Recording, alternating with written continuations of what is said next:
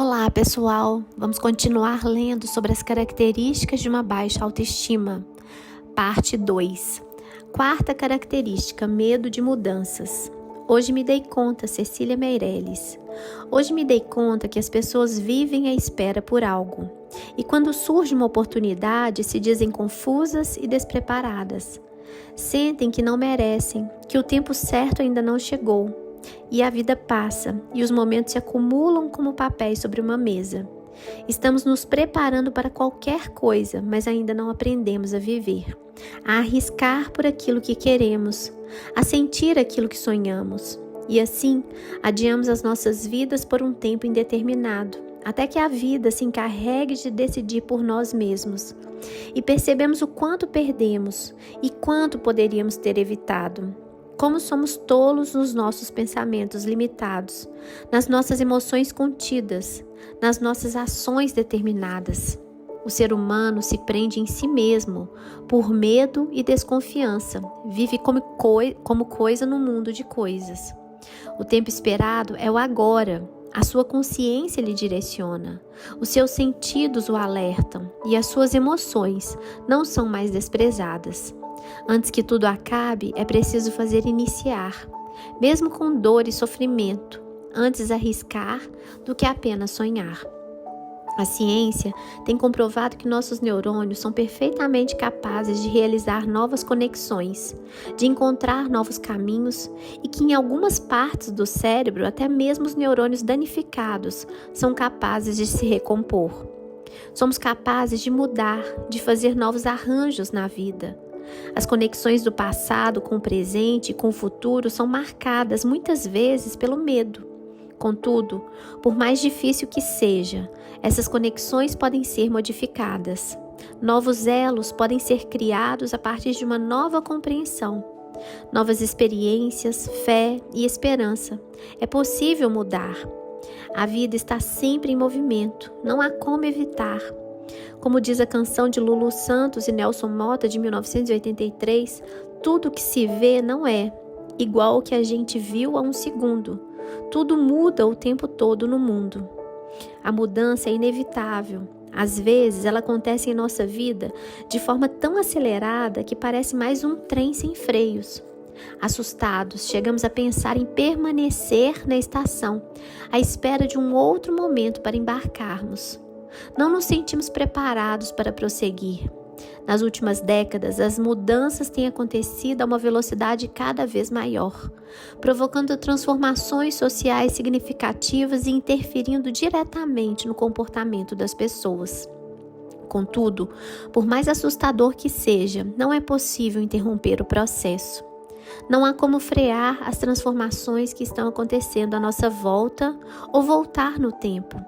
Essa é uma estrada sem placa de retorno. E um dos grandes problemas dessa aceleração é que as mudanças internas, como as da consciência, não parecem acontecer na mesma velocidade que as externas, como os avanços científicos e tecnológicos. Essa talvez seja a razão por que, com suas descobertas, o homem destrói mais que constrói. Ele continua construindo sem controle das consequências. Ele cria e muitas vezes se torna vítima de sua criação. Sabemos e conquistamos muito, ultrapassamos barreiras que há poucas décadas pareciam intransponíveis. No entanto, ainda somos limitados por dificuldades internas. Ainda somos dirigidos pela vaidade, egoísmo, inveja, ira, desejo de poder que trazem tantos danos a todas as áreas de nossa vida. Controlamos tecnologias extravagantes e não exercemos domínio sobre nós mesmos. Nos orgulhamos dos avanços conquistados, mas somos dominados por sentimentos pouco nobres. Mesmo que as mudanças externas às vezes pareçam uma avalanche, temos mais facilidade de lidar com elas do que com as mudanças internas. A estas, somos mais resistentes. De maneira geral, temos pouca disposição para mudar, para deixar o conforto do que conhecemos. Optamos pelo cômodo estado habitual, mesmo que seja um movimento para nos levar a uma situação melhor. Nos apegamos a algumas tradições, justificando que nossa atitude é uma questão de fidelidade, ainda que essa resistência ao novo gere atraso no crescimento e comprometa o futuro. Algumas empresas insistem em manter os mesmos procedimentos de décadas atrás. Algumas igrejas acreditam que devem manter os mesmos hábitos do século passado. As mudanças são certas e mesmo assim as tememos. Esse medo também está relacionado à insegurança e à falta de autoconfiança. Pessoas que não acreditam em si mesmas preferem manter-se no foco de uma situação já conhecida. Por temerem não dar conta do novo, por não acreditarem em sua capacidade de realizar algo diferente, permanecem no habitual. Nelly era uma jovem muito responsável, funcionária dedicada e competente, que após 1 ano de trabalho recebeu uma promoção. Seu diretor percebeu que seu talento poderia ser bem melhor aproveitado em outro setor mais elevado da empresa. Ela teria mais responsabilidades, com certeza, porém mais reconhecimento e um salário bem maior. Era um salto que muitos de seus colegas almejavam. Qualquer um deles ficaria empolgado com uma oportunidade como aquela. Porém, Nelly rejeitou-a. Assustada com a possibilidade de mudança, abriu mão da promoção. Optou por permanecer no setor que lhe era familiar. Sentia-se mais segura em ficar onde sabia como tudo funcionava, onde tinha certeza de estar no controle. Temia não conseguir aprender a nova função e de não ser tão eficiente no novo cargo. Por medo de não dar conta e decepcionar, preferiu ficar onde conhecia. Certamente, nem todos que rejeitam uma mudança de cargo têm as mesmas dificuldades. Algumas pessoas não aceitam uma promoção por não se identificarem com aquela nova função, uma questão de coerência e respeito por si mesmas, não necessariamente por insegurança. No caso de Nelly, a falta de confiança, o medo de errar, fez com que o desconhecido fosse percebido como uma ameaça, um risco à sua imagem e competência. Quem não confia em si mesmo não acredita poder enfrentar o novo. Não se acha capaz de realizar algo que ainda não realizou, por mais incoerente que isso possa parecer. Afinal, foi exatamente isso que todos fizemos desde que nascemos. Tudo na vida de todos um dia foi novo. Tudo que aprendemos antes não sabíamos. Cada coisa que realizamos um dia foi algo que nunca tínhamos feito. O novo sempre fez parte da vida, em cada movimento, cada situação. Engatinhamos, ficamos de pé, andamos de bicicleta, caímos e levantamos. Fomos para a escola, fizemos amigos e inimigos. Namoramos, casamos, geramos filhos. Tivemos o primeiro emprego, enfrentamos a primeira demissão. Abrimos empresas, falimos, viajamos, mudamos de casa, de cidade, país. Conquistamos pessoas, perdemos outras e assim por diante. Sempre fizemos coisas novas. Somos especialistas em primeira vez. Fomos surpreendidos pelo novo durante todo o tempo em que vivemos desde que nascemos. E provavelmente o nascimento tenha sido o novo mais impactante. O choque de realidade mais forte que enfrentamos. Se sobrevivemos a ele com muito menos recurso do que temos hoje, não há o que temer. Podemos prosseguir enfrentando o novo que vier, porque ele é somente mais uma coisa que nós ainda não conhecemos ou ainda não realizamos. De uma forma ou de outra, todos nós enfrentamos mudanças e já chegamos na vida com os recursos necessários para lidar com elas. Se conseguimos até aqui, por que não conseguiríamos daqui para frente? Como disse o profeta Samuel, até aqui nos ajudou o Senhor. 1 Samuel 7:12. Em um dos seminários sobre autoestima que realizei, uma mulher contou sobre sua situação, que viveu aos 14 anos de idade, que lhe ensinou muito. Naquela época, uma menina dessa idade era bem mais infantil que as de hoje. Algumas ainda brincavam de boneca. Ela havia marcado um encontro com um garoto da escola à tarde na pracinha perto do colégio. Era seu primeiro encontro e acreditava que daria seu primeiro beijo. Estava muito apreensiva, não queria decepcionar e não se sentia segura. Não quis pedir conselho para ninguém porque não gostaria que ninguém soubesse e entendia que era algo que deveria enfrentar sozinha. No dia do encontro, os minutos pareciam uma eternidade. Por várias vezes pensou na possibilidade de não ir. Porém, sabia que uma hora ela teria que estar nessa situação. não poderia fugir por muito tempo. Quando faltavam umas 2 horas para o encontro, a ansiedade aumentou. Ela então trancou-se no quarto, ajoelhou e orou. Contou para Jesus seu dilema e lhe pediu ajuda. Disse que gostaria muito que ele estivesse com ela naquele momento, lhe dando segurança, tranquilidade e fazendo com que tudo fosse perfeito. Disse que estava lhe entregando a situação, confiante de que ele não a deixaria só. Bem mais calma e segura, ela foi ao encontro e deu tudo certo. Essa experiência, por mais simples e inocente que tenha sido, lhe ajudou muito. A partir daí, sempre que temia algo, lembrava-se de que se Jesus se importou em ajudá-la no seu primeiro beijo, o que mais ele não faria por ela? O que nos ajudará a enfrentar nossos medos não é o fato de nos sentirmos capazes em todo o tempo, mas de confiarmos sempre. Jesus prometeu estar conosco todos os dias de nossa vida, por onde quer que estejamos. Com Ele, não precisamos temer o embarque. Muitas vezes, somos tentados a ficar na segurança da estação. Porém, por menos ameaçador que pareça, este é um lugar de passagem. Não fomos feitos para permanecermos lá. Quinto, medo do que conhecemos. Nem sempre tememos uma situação nova pelo fato de ser nova, de ser conhecida, mas pela possibilidade de que ela nos traga de volta o que nós conhecemos e queremos evitar.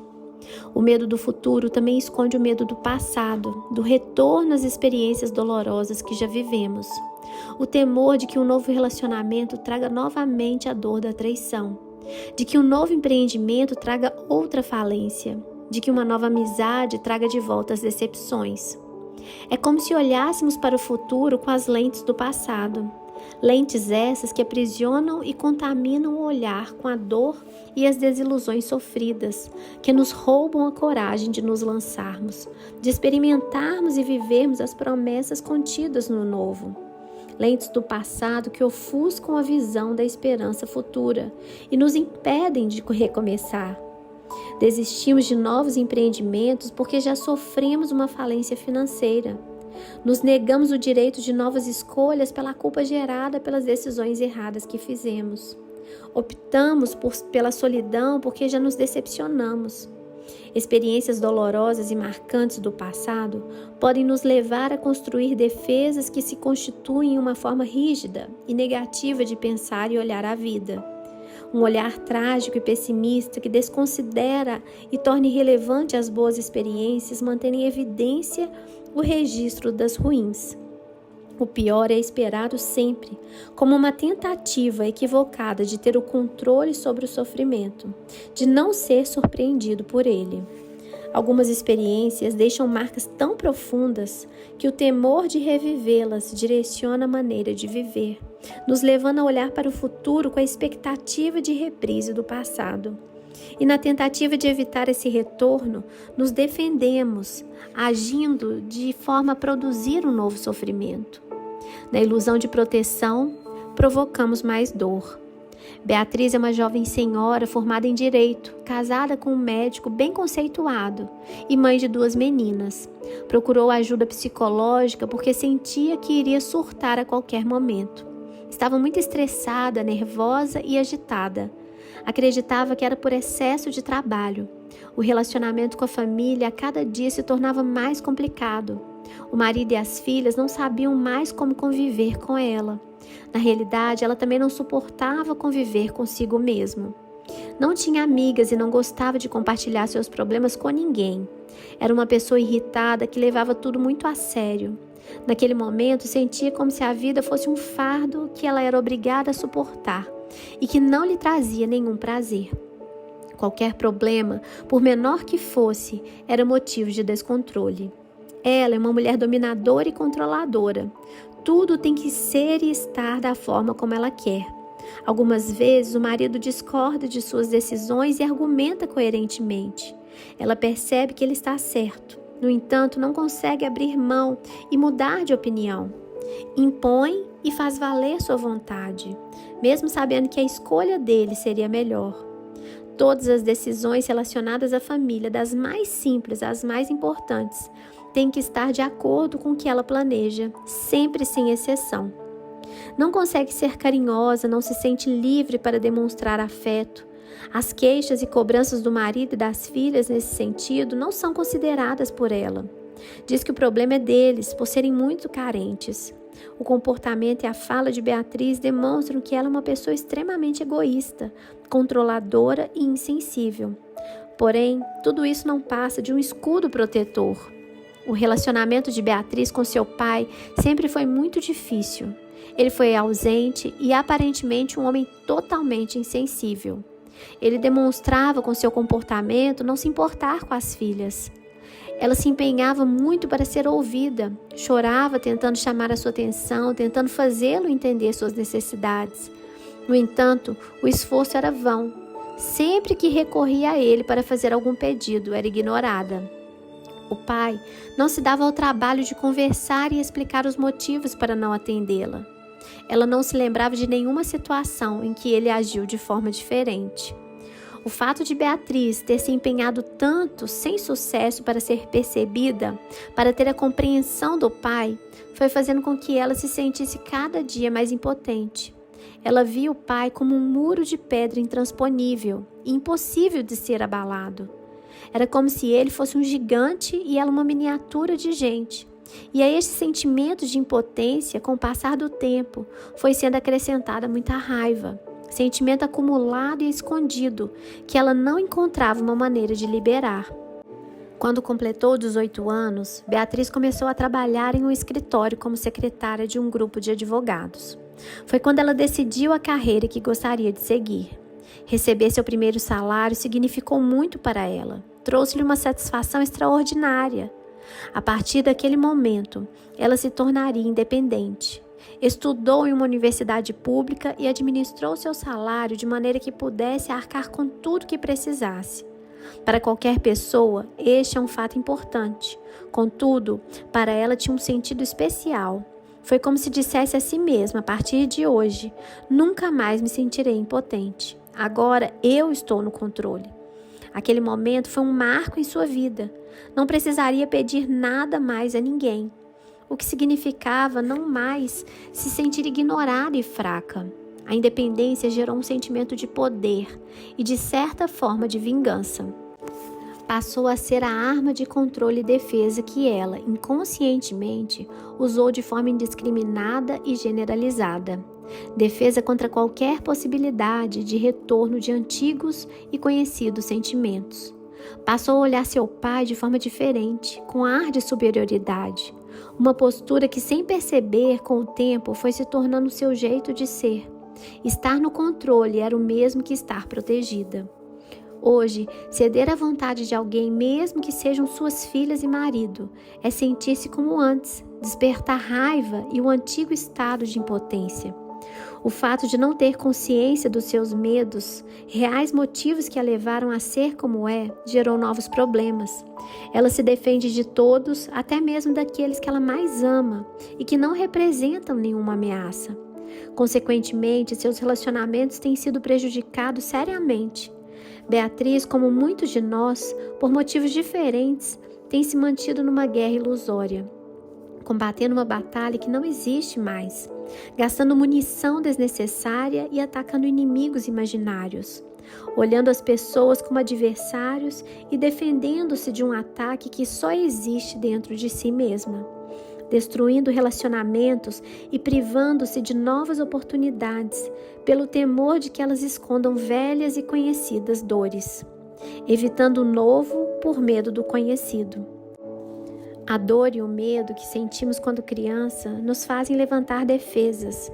Vivemos armados à espera que o sofrimento retorne.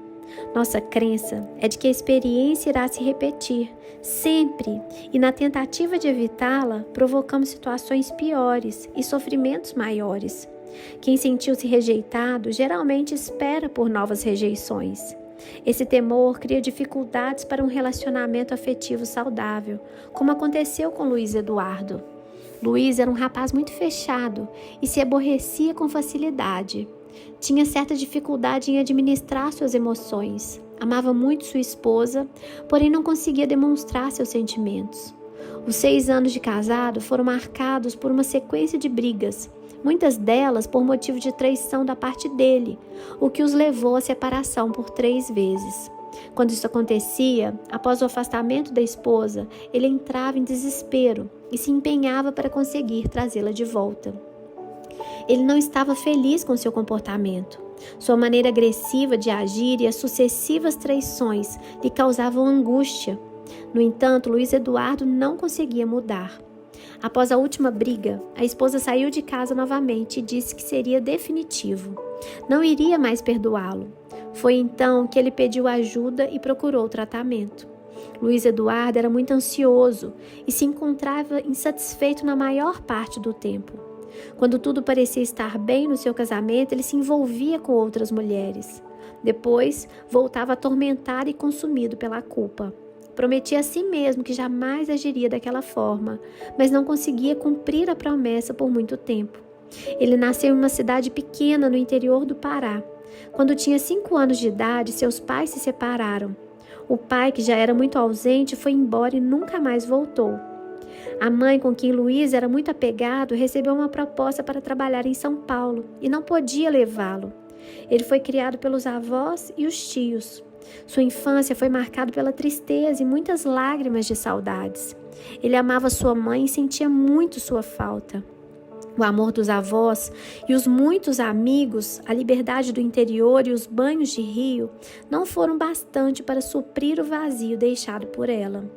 Os dois viam-se apenas uma vez por ano, durante as férias de dezembro. Nos 2 primeiros anos da partida da mãe, ele chorava muito, mas com o tempo, seu choro começou a incomodar aqueles com quem ele vivia e que não sabiam o que fazer para ajudá-lo. Ele então aprendeu a chorar sozinho e escondido. Durante o ano todo, Luiz Eduardo sofria, ansioso pela chegada das férias para ver sua mãe. Os dias, semanas e meses pareciam se arrastar lentamente. Levava uma eternidade para os 11 meses passarem. Ele vigiava o calendário como se pudesse fazer o tempo correr. Quando enfim chegava o mês de dezembro e sua espera chegava ao fim, outro drama começava. A ansiedade agora era para desacelerar o tempo. Ele queria que os dias esperassem um pouco mais, para não chegar tão rápido a hora de sua mãe partir novamente. Para Luiz Eduardo não havia tempo de paz. Ele amava desesperadamente a sua mãe, mas foi um amor que lhe trouxe tristeza e muita dor. Enquanto viveu com os pais, tinha dúvida em relação ao amor deles por ele.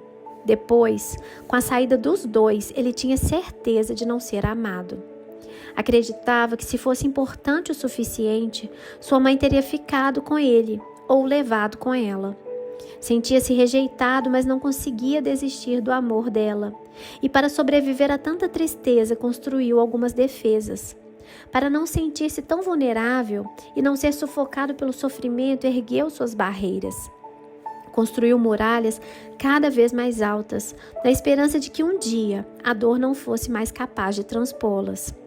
O problema é que esses mesmos muros o separavam das pessoas, deixando-o cada vez mais só. E a solidão por si mesma já é uma dor intensa. Na infância, quando passamos por um sofrimento que não podemos suportar, por falta de recursos que nos possibilitem lutar, arquitetamos defesas com o objetivo de nos protegermos. Então, crescemos, adquirimos os recursos, deixamos de ser indefesos. No entanto, não desativamos os velhos mecanismos de proteção. Nos tornamos adultos usando inconscientemente meios infantis de autopreservação. Luiz Eduardo passou toda a infância com medo de perder de ver sua mãe. Tinha medo de ela não voltar no próximo ano. O medo da perda foi constante em sua vida. Quando adulto, apaixonou-se pela mulher com quem veio a se casar, uma mulher que também o amava. Teria sido o encontro perfeito se no coração dele, amor e dor não fossem aliados inseparáveis. Teria sido uma bela história se ele pudesse vivê-la sem ser atormentado pelo medo da perda. Ele acreditava, inconscientemente, que o amor era seguido pela rejeição e abandono. Por amar sua esposa, temia ser abandonado por ela também. A dedicação e a demonstração clara dos sentimentos por parte dela não lhe davam segurança, não convenciam de que ele era importante o suficiente para que ela não o deixasse. Nenhuma prova seria forte o bastante para anular sua crença, a de que, se ele não foi capaz de despertar o amor da mãe e mantê-la junto dele, não seria capaz de despertar e preservar o amor de nenhuma outra mulher. Então, para fugir da dor, ele fugia do amor. Para não correr o risco de ser rejeitado novamente, ele rejeitava primeiro. Quando tudo estava bem entre ele e a esposa, quando sentia-se profundamente envolvido por ela, o alerta era acionado e ele sabotava o relacionamento. Desviava sua atenção envolvendo-se com outras mulheres. Quanto melhor sentia-se em relação à esposa, mais forte era a sensação de perigo. Seus sentimentos por ela o deixaram vulnerável e amedrontado. Entregar-se a esses sentimentos era terrivelmente ameaçador. Sua experiência dizia que o que estava por vir poderia ser doloroso demais. Esse conflito se tornou um círculo de autodestruição. Ele desejava e lutava pelo amor da esposa, e quando conquistava-o, expulsava-o através da traição. Depois, era consumido pela culpa e pelo desespero quando a perdia. Luiz Eduardo, assim como muitas pessoas perseguidas pelos fantasmas do passado, segue destruindo a própria felicidade por acreditar que ela seria destruída logo à frente, antecipando uma dor que supõe estar por vir. Que Deus abençoe vocês e nós continuaremos com essas características da baixa autoestima.